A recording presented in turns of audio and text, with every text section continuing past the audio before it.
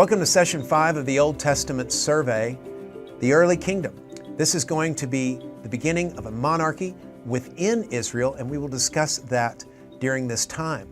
Now, this comes on the heels of the Judges era, where you might recall Samson was the last judge there. But he's not, in fact, the last judge, because Samuel is going to come along. And whereas Samson was just a horrific judge, not even one at all, Samuel will be the judge that God intends people to be, that he desired all along. And so there's a sharp contrast. Just in the same way with Samson, there's a miraculous birth with Samuel that points to a bright future. And so from birth, he's dedicated to God by his mother Hannah. She had not been able to have children. In fact, we see that she is also the wife of Elkanah, who had another wife named Peninnah. Now there is, I think, good reason to believe that Hannah was his original wife, because it's clear that Elkanah loved her. He would give her a double sacrifice every year whenever they went to offer sacrifices. But again, it appears as though because she couldn't have children, he went and married another. Again, this could point to Elkanah trusting in his own strength instead of God's. And Peninnah was able to have children, and subsequently she would ridicule Hannah. And so Hannah was desperate for a child. She cried out for God, and she said, God, if you will give me a child, I will give that child to you. And that's exactly what God did. And once the child was weaned, she then brought the child to Eli, the high priest, and gave him to Eli, which you have to think about how powerful that must be. Here is Hannah. She has wanted a child for so long, hasn't had one, and then she is granted one by God. It would have been very conceivable of some people to just walk away, like, oh, I'm going to take this one now. But Hannah remains faithful, and she gives the child to God. Subsequently, Hannah becomes pregnant and has other children. So God not only did what he promised in providing her a child, but he goes above and beyond that promise by providing her with other children. And so when Samuel goes to be raised by Eli, the high priest, he's probably about 4 years old or so. He has since been weaned. But Eli has these sons named Hophni and Phinehas, and they have corrupted the priesthood by forcefully taking portions of meat from the sacrifices. They would come in and they would basically strong-arm people to take more meat. They also had unrestrained sex with women who lived near the temple. And so these guys are anything but the kind of priests that God desires. And so God warns Eli, who is the high priest, that he is going to bring judgment upon his son. Eli in turn warns his sons, but they don't listen.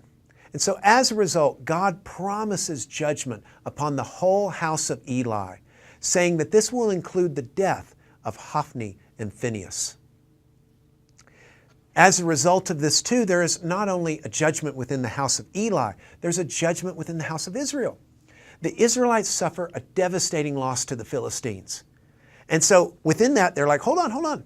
I know what we didn't do wrong. We didn't have the ark. Oh, let's go get the ark. And so they look at the ark, frankly, like a lucky charm. They go and grab it. They go back to battle again. They've got the ark and they're yelling, and the Philistines are like, whoa. These guys are hyped now, and the Philistines are worried, yet when the battle commences, they lose. The Israelites lose. The Philistines dominate them. And not only is Hophni and Phinehas killed in the battle, the ark is captured as well. This would be a great dishonor for the Israelites. And so upon hearing this news, Eli collapses, but he doesn't collapse upon hearing the death of Hophni and Phinehas. He collapses and breaks his neck when he hears the news that the Ark of the Covenant had been taken. Incidentally, the text states that Eli was heavy. Kavod, the Hebrew word kavod, which implies that it could be that he was enjoying the spoils of his son's sinful behavior. Again, it could be an indication of that. It's hard to say. Remember, his sons were taking extra meat, and yet some of that might have been going to Eli as well. And so this is a bleak point in the history of Israel. Your high priest has just died. His 2 sons have died as well. The Ark of the Covenant is in Philistine hands. I mean, this looks bad. And all the while, there is divine intervention. To begin with, God punishes the Philistines for their possession of the ark. So there were 5 Philistine capital cities. And what happens is they get it in one city, and there's like plagues and stuff that happens there. So they move it to another city. And so it becomes like hot potato. Well, we don't want it. Well, we give it to you. Well, we don't want it. We'll give it to you. And it starts moving around from town to town until they finally release the ark and wisely send it home. It's during this time period as well that God reveals His power to those who do not believe in Him. Because not only was there a physical plague of whether it's there's rats and boils, again, they've got this stuff going on, but they even put it in the temple with Dagon, their deity. And as I mentioned before, they believed in the ancient Near East that deities had strength in their region. And that outside of the region, that's where the deity had strength. So Yahweh and His ark, it shouldn't have any strength right here. But yet, when you see in the text, they put it in there, the statue of Dagon falls over. And they come the next morning like, whoa, look at this.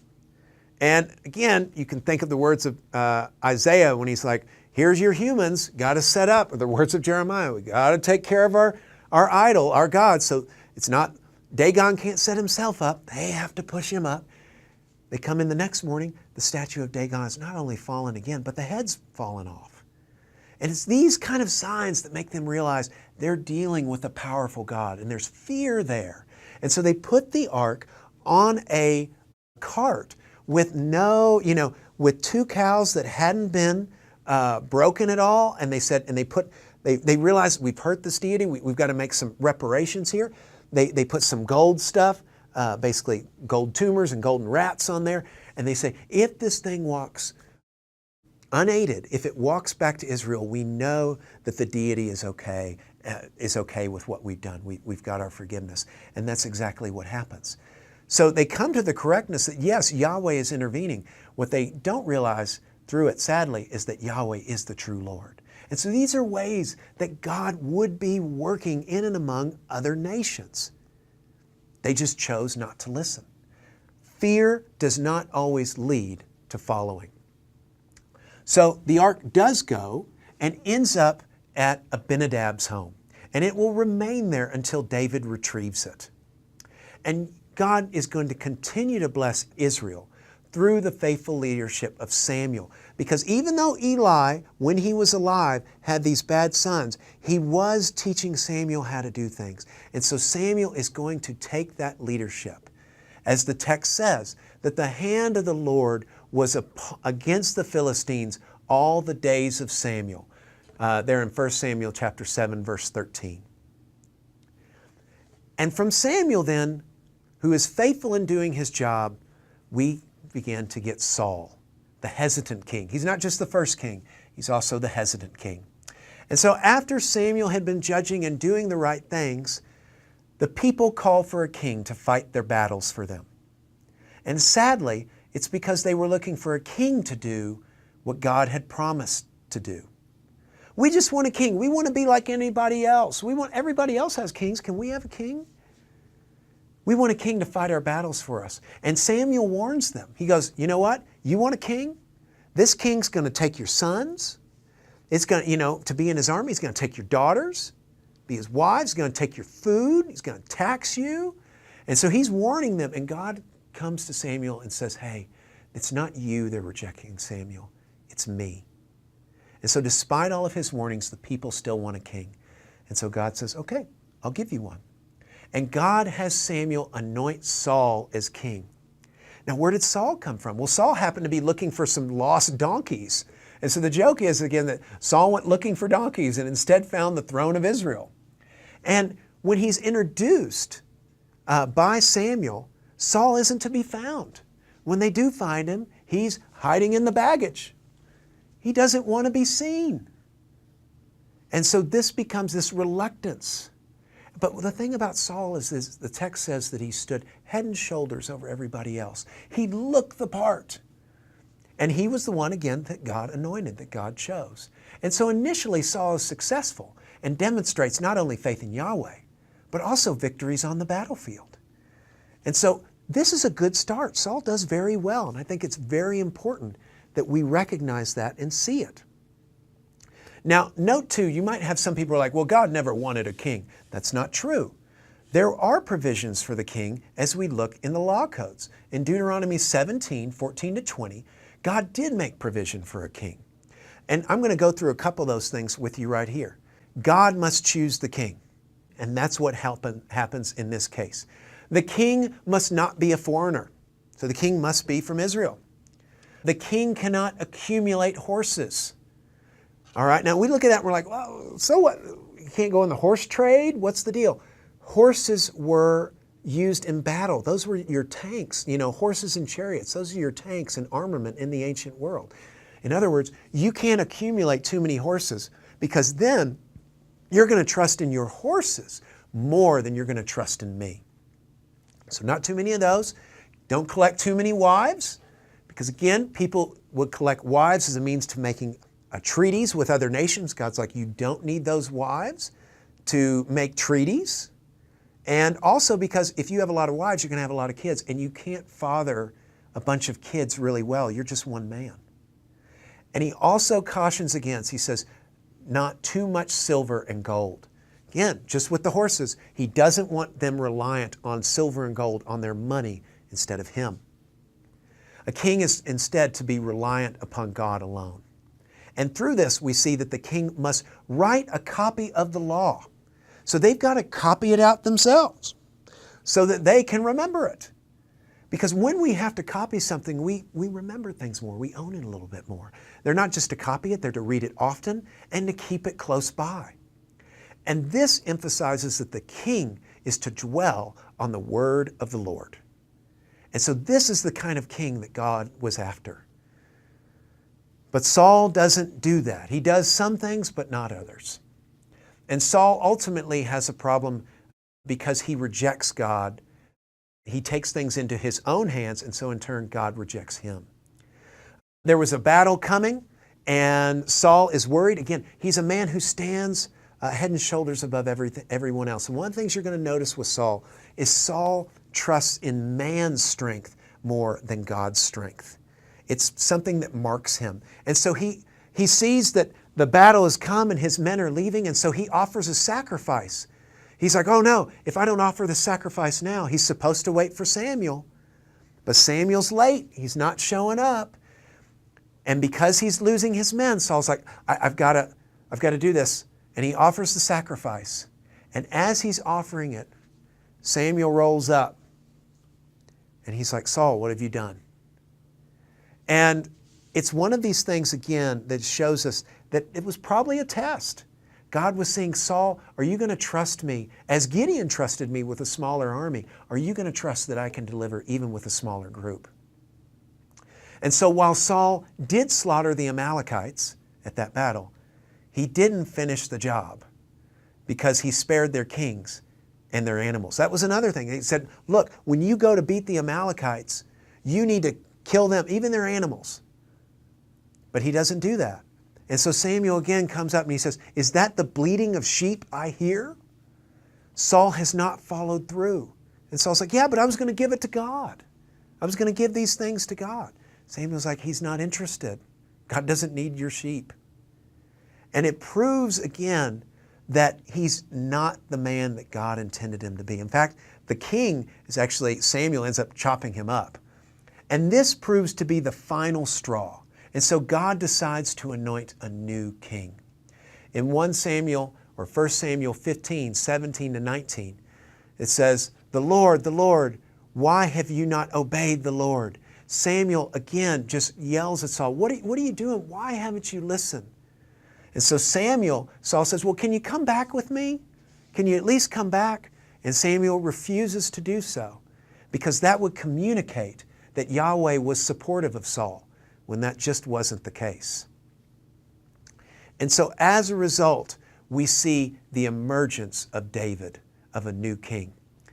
And so while Saul again knows that the kingship has been taken from him, we see that with David, Samuel is sent to go find this new king. And he goes, he says, I want you to go to this town, and I want you to go to the house of Jesse, and I want you to go talk to his, look at his sons. And Samuel shows up, and he sees David's oldest brother, and he's like, this guy he looks the part. And this is a great verse, 1 Samuel 16:7. God says, do not accept him, for I have rejected him, because people look on the outward appearance, but the Lord looks at the heart. And so Samuel anoints an unlikely candidate in David. Again, David's not even there. He's out in the fields. That shows you how much his family thought of him. They're like, well, yeah, he's out in the fields. You would think when the prophets showed up, he'd get all his sons in. But again, David had the heart. And that's the thing that Saul was missing. And so David is asked to play the lyre to bring Saul rest. Because we see that, as the text mentions, an evil spirit from the Lord tormented him or tormented Saul. And so as a result, David has to play this lyre to calm Saul down. It's also during this time that David slays Goliath, demonstrating God's power. And Saul, again, you see this where Saul offers David his armor, illustrating once again his trust in man's strength. Well, David, if you're going to do this, you're going to need this armor. But what's David say? No, the Lord will deliver me. The Lord will take care of me. He's taken care of me before. He'll do the same again. And this is something that will mark David. And after David has killed Goliath, after he has done that, the people rejoice. They're amazed because here Goliath has taunted these people for weeks. Everyone is fearful for him. And yet David, through God's power, kills him. And so the people have this song. And they sing it and they say, Saul has slain his thousands. Saul's like, yeah, buddy, say it again. And David his 10,000s. It's like if it was a record going around, do that screech, and that's, and this is what's, whenever Saul hears that David his 10,000s, that it ignites a jealousy within Saul. And that jealousy motivates Saul's pursuit of David for an undisclosed amount of time. The reality is that Saul was fighting the wrong enemy. Because think of what would happen if Saul had accepted and supported David. I mean, he would have had this great general, this great leader. Instead of accepting who God is using, Saul is about himself. And so now he's got to pursue David. He's looking at the wrong enemy. The enemy is the Philistines. And yet Saul chooses to focus on David because of his pride or his passion for self. And so as a result, Saul thinks of ways, how can I trip this guy up? And so he offers his daughter Michal to David at the cost of 100 Philistine foreskins. I mean, it's like, hey, I'd love to give you my daughter, but before you can get her, you've got to kill 100. I need 100 Philistine foreskins. By the way, men don't give up their foreskins unless they're dead. So you've got to kill 100 Philistines. Not only does David doing it, he brings back more. And so while Saul hoped that would kill him, it didn't. He also hoped that Michal would be a snare to him. Anything I can do to throw something in front of this guy. But God is behind David, and David continues to grow and continues to prevail.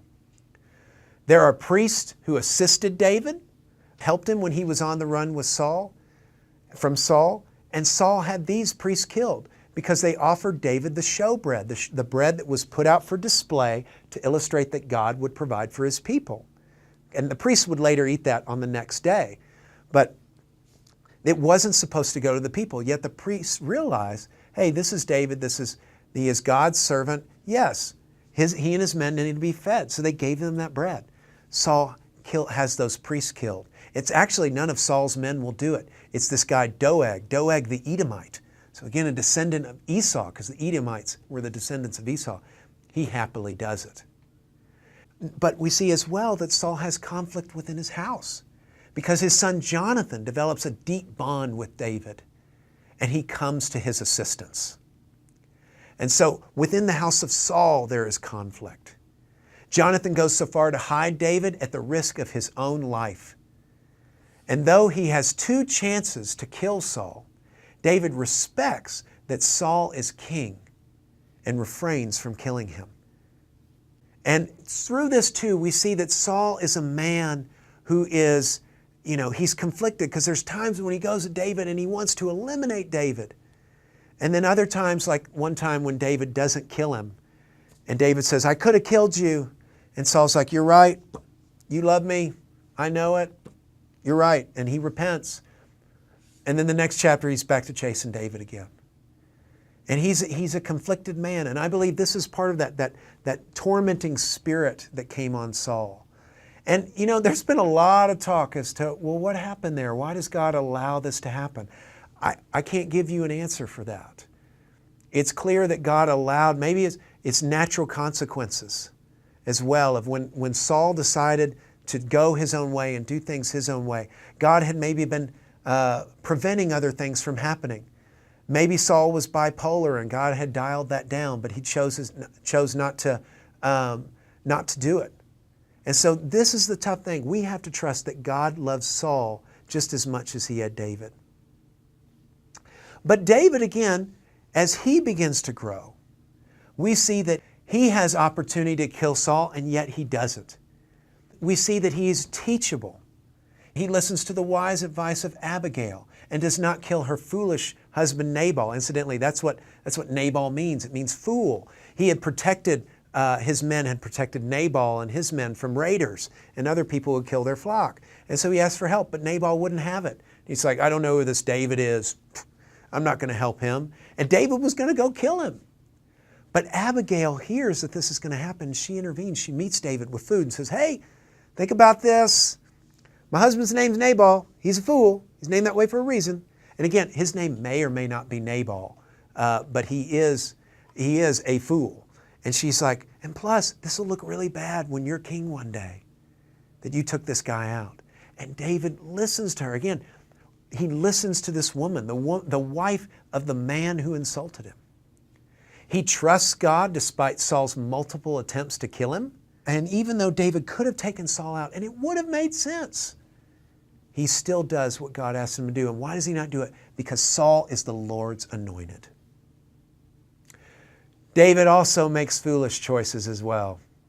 At one point, he serves a Philistine king named Achish in Gath. And he serves him for a while, and just for a little short bit, but then he realizes, oh, I shouldn't be here. And so he pretends to be crazy so that the king's like, I got enough crazy people. I don't need another one. And he leaves. Later, he aligns himself with the Philistines, again, to protect himself from Saul, because Saul is scared of the Philistines. And so David aligns himself with them while secretly raiding Philistine villages. And he would roll in and they'd say, where'd you get all this plunder? Oh, this village over here. But really, he was taking out Philistines. And he's putting his own life in danger, because in these instances, David is trusting in his strength. So like each one of us, he can do that as well. And he claims, incidentally, a desire to fight against the Israelite army, but is told kindly by Achish to leave, since he's not trusted. It's a fascinating passage, because Achish sits there and says, look, I love you. I know you're loyal. And David's like, I'm very loyal. I'm going to do this stuff for you. He says, it's the other people. They don't trust you. David, you need to get out of here. No, but I'm loyal. They don't trust you. You need to go home. And we see that God's grace towards David in that, because David wasn't going to take it. It took this guy basically pushing him away. And so David, thankfully, does not fight against the Israelites. And that was, incidentally, the battle that brought about the death of Saul. And so Saul, during this time, has been desperate to know what to do. Ever since Samuel has passed, he's not connected to the Lord. And so he resorts to a medium, which he had made, illegal. He said those were forbidden. He resorts to a medium to conjure up Samuel. And so Samuel appears, and he tells Saul that he will die in battle and that he will lose to the Philistines. And so instead, and this news shocks Saul, and instead of not going into battle, he still goes into battle. And he does lose to the Philistines. And he commits suicide on top of Mount Gilboa. And for fear of being taken by his people, he falls on his own sword. And so Jonathan, son Jonathan, and his other sons die as well in the battle. And it's a horrible battle. It's a tragic end. And so Saul's life is a tragic one. It's a picture of what could have been. And so though he had his moments of faithfulness, ultimately, again, Saul trusted in his own strength. He looked for men who were head and shoulders above other people. He looked for, hey, use my armor. He looked for things that would bring him strength through his own means. He never leaned on God like he could have, at least consistently. And though Saul never sins to the level that David will, we see that, unlike David, he never repents in that manner. I mean, he didn't sleep with someone else's wife. He didn't murder the husband. But when David sins, he repents. We don't see that level of repentance from Saul that we do from David. And so now, as a result of the death of Saul, David emerges as king. Sort of. David weeps over, and I'll get to that in just a second, he weeps over the death of Jonathan. Their love for one another is a sign of their tight friendship. And I think, again, the text makes clear, it's not a homosexual relationship. Now, you might have heard this before. You might encounter this because David says, my love for Jonathan was greater than that of a love of a woman. Again, that's not speaking of such things. It's speaking of a very tight friendship, a commitment that David had to his friend Jonathan, and that he was going to stick by him. This is later going to be seen because Saul's son Ishbosheth, okay, we're going to see it later actually with Jonathan's kids. In the meantime, Saul's son Ishbosheth takes over the 10 tribes, and David is anointed king of Judah. So that's the not yet bit. So just when Saul dies, it's not like he gets the whole thing. He has to wait. 10 tribes say, no, Ishbosheth that's the son of Saul. We're going to be with him. Judah's like, no, David's our man, and we're going to stick with them. And it's likely, again, the tribe of Benjamin as well sticks with David. And so this is going to lead to a civil war with Abner, who again was a general for one of Saul's generals. He's going to lead Israel against David, Joab, and Judah, okay, with Benjamin. And so now we've got this conflict. But Ishbosheth is assassinated. And he's assassinated by some other people who are trying to curry favor with David. It doesn't work. David has them assassinated. And Abner then attempts to join David's side because he's like, oh, this ship is sinking. I'm going to go over to the winning side. And David is very welcoming. He's like, yep, let's come on in. But Joab, his top man, kills Abner. And he does it in revenge because Abner had killed Joab's brother, Ahithophel. And so it becomes this deal where you're going to see this pattern with Joab. Joab sometimes takes things into his own hands. And I don't know, again, it's hard to say as well if Abner was really going to follow David or if he was still after Abner. He was still looking to protect himself. My point in showing you this is a couple things. One, David is going to distance himself from both of these situations, from Ishbosheth's assassination and from Abner's assassination by Joab, to make it clear. I didn't say to do either of those, because he wants to make it clear that God is the one who made him king and not himself. Because otherwise, if he's like, oh yeah, people will say, oh, you're just getting the king, not because you're really God's king, but because you're using force to get it. And David wants to make clear that that is not the case. Now, with David, we see the growth of a nation. God blesses David by bringing him the kingship victory over the Philistines and by aiding in the capture of Jerusalem. Jerusalem didn't even belong to Israel at that time. The Jebusites were there. He captured it. He makes it his city. David has a commitment to God, so he brings the ark to Jerusalem, yet at the cost of Uzzah's life.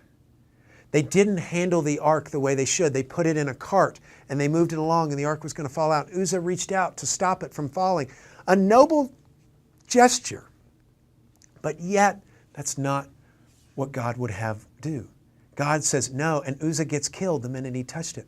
Because this serves as a reminder that God is holy. And we can look and we can say, hold on, God, why did you do that? What was the deal with that? That wasn't nice. That wasn't, as David recognizes afterwards, if we just would have put the poles through it and had the priests carry it the way God told us to, this never would have happened. I should have shown better leadership. And so it's a reminder to God's people that God is you're not to be flippant with Him. God also establishes what's known as the Davidic covenant with David in 2 Samuel chapter 7, where Yahweh promises that one of David's ancestors will always sit on the throne of Israel. This is why Jesus had to come from the line of Judah, because that's the line that David comes from. He has to be the king from that line. And also we see that conditional obedience is a part of it as well. Remember we talked about covenants? That there is a covenant, like here's the proposition, here's what's proposed, but here is the conditions. And those conditions are revealed not in 2 Samuel 7, but they're revealed when David is dying and he tells them to Solomon, his son. And he says, listen, hey, you need to follow God with all your heart, your soul, your mind. Follow Him. If you do that, one of your sons will sit on the throne forever. So those conditions will emerge in 1 Kings. And those will be discussed during our next lecture, which is the later kingdom. This comes after this one. And yet, so this is great. Things are well. We've got the kingdom, it's growing. The Philistines aren't a threat. And God has now given this promise to David. The ark is back. You know, David is, there's good things happening. And then starts the downfall. Because while his troops are off fighting, David sees Bathsheba, the wife of one of his soldiers. And he rapes her, or he forces himself upon her. She didn't have a choice. Again, the king says, I want to go to bed with you. You don't have a choice. And so he forces himself upon her.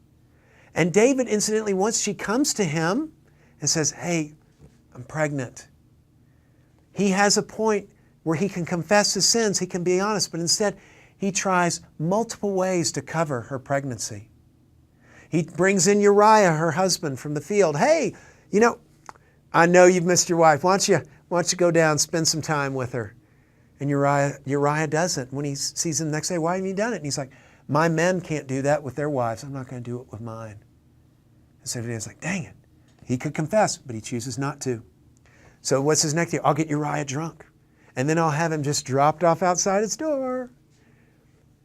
But Uriah somehow, he gets drunk, but somehow finds his way back and sleeps near the palace.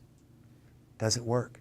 And so instead of confessing, David sends him to his death and does everything he can to hide his sin. But as the text makes clear, the Lord saw. Again, we can do our best to hide things and say, no, that's not good. But the Lord sees.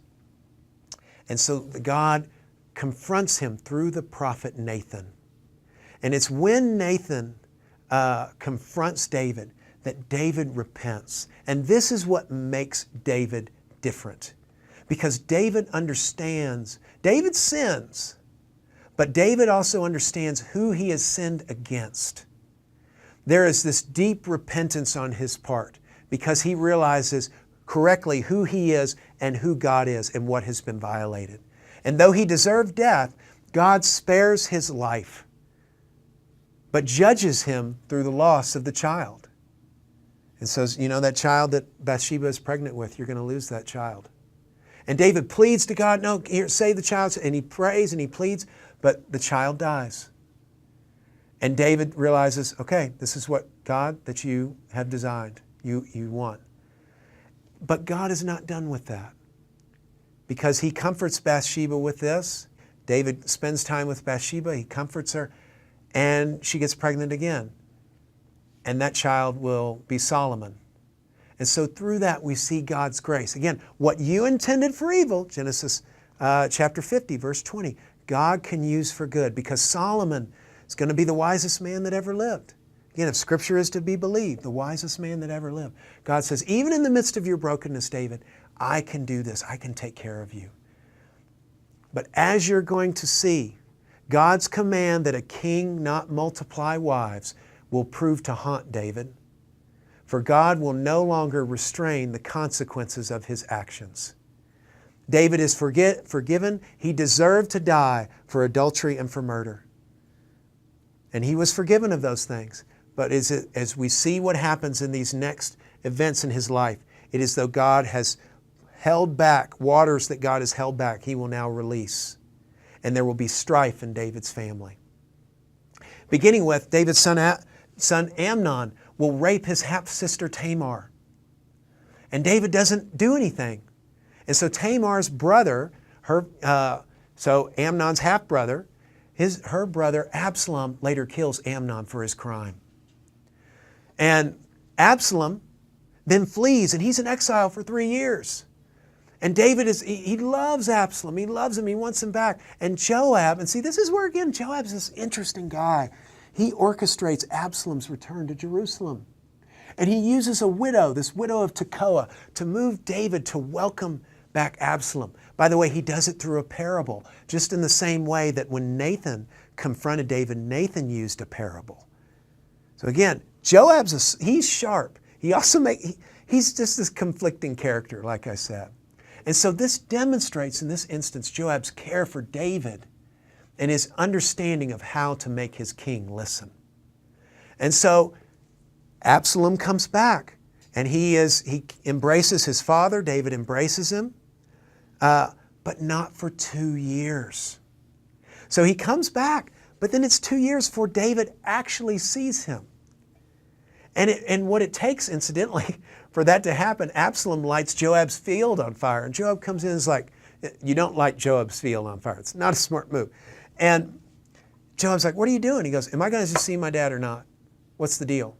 And so it's at that time that David brings Absalom in and embraces him. But the damage has been done. And so now Absalom's going to look to take his shot at the throne. And so he campaigns to be king of the city gate by standing in the city gate. Oh, if I was king, I'd know your problems. I'd take care of you. And he recruits a guy named Ahithophel, one of David's advisors, to join his side. And Absalom begins a coup. He throws one. And as a result, David has to flee Jerusalem to spare the people because he realizes if he stays, Absalom's guys are going to kill them. And so David flees Jerusalem.